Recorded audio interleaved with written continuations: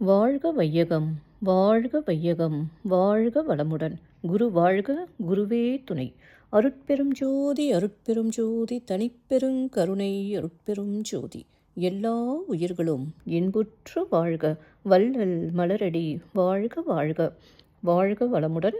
ஆன்மநேய அன்பர்கள் அனைவருக்கும் என் அன்பான வணக்கத்தை தெரிவித்துக் கொள்கிறேன். இன்று நாம் இன்பத்து பாலில் ஊடல் உவகை என்ற அதிகாரத்தில் உள்ள 10வது குறளுக்கு சன்மார்க்க விளக்கம் காண இருக்கின்றோம். வாருங்கள் அன்பர்களே. அதிகாரம் ஊடல் உவகை. குறள் 1330.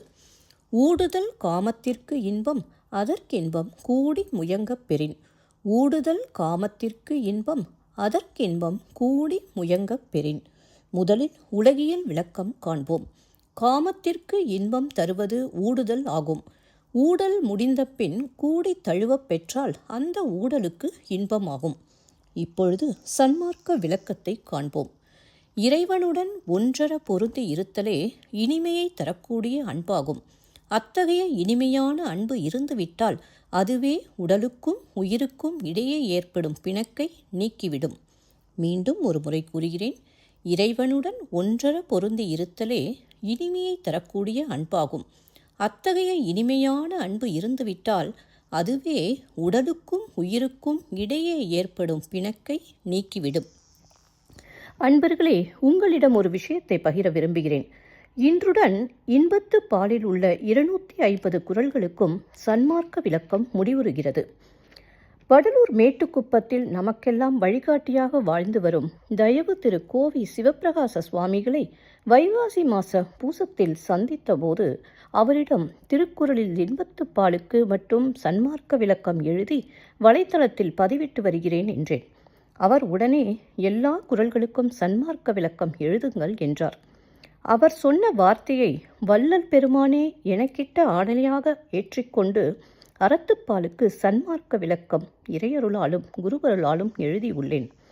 சன்மார்க்கத்தை சார்ந்தவர்களாக இருந்தாலும் சாராதவர்களாக இருந்தாலும் அனைவருக்கும் எளிதாக புரியும் வகையில் விளக்கங்கள் அமைந்துள்ளன.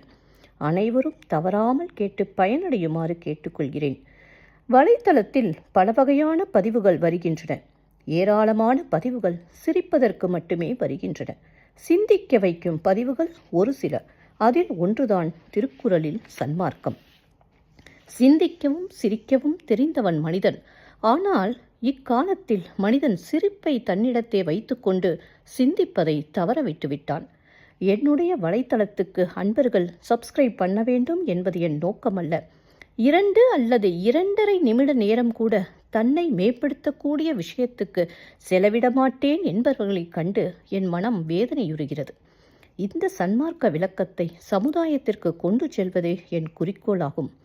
நம் வாழ்க்கையை மேம்படுத்தக்கூடிய நல்ல விஷயங்களில் நாம் ஈடுபடும்போது நமக்கு நன்மையே உண்டாகும்.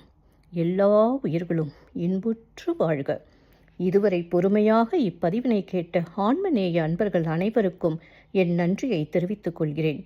நாளை முதல் திருக்குறளில் அறத்துப்பாலுக்கு சன்மார்க்க விளக்கம் பதிவிடப்படும். நன்றி அன்பர்களே. மீண்டும் அடுத்த பதிவில் உங்களை சந்திக்கும் வரை உங்களிடம் இருந்து விடைபெறுவது திருமதி பாரதி சேகர். வாழ்க வளமுடன்.